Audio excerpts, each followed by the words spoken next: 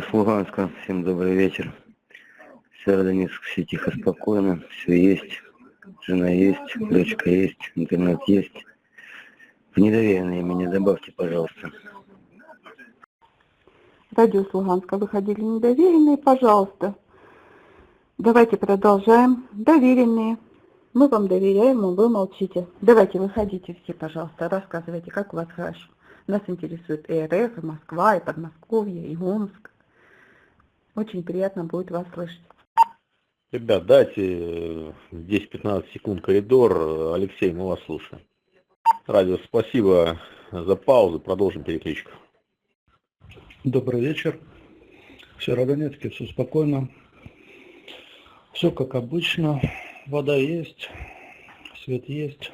Сегодня видел, на площади ходили патрули вместе с собаками. Никогда раньше не видел. Вот сегодня увидел такое в первый раз. Что они там ищут, непонятно. Сергей, спасибо, приняли. Спасибо, Северодонецк. К празднику своему готовятся. Что они ищут? Усиливают все, боятся. Ребят, спасибо всем, кто вышел, кто с нами. Ну, тем, кто слушает, тоже спасибо, конечно. Но некоторые меры будут приняты сейчас. Потому что вы не отзываетесь. Впереди ночь. Давайте слушаем. Не забываем, что идет война. Что враг совсем близко. Поэтому ваша информация, которую вы даете, очень ценная. Будет громко, знаю, что будет больше людей, поэтому уже сегодня надо уметь учиться, давать информацию, собирать ее, аккумулировать и анализировать. Выходите, пожалуйста, в течение ночи, если кто-то что-то где-то будет слышать. О передвижениях нашей техники, естественно, мы не говорим.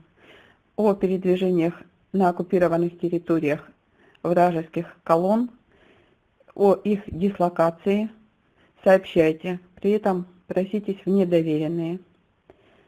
И всем тихой, доброй, спокойной ночи. Радио, добрый вечер. Северодонецк на связи.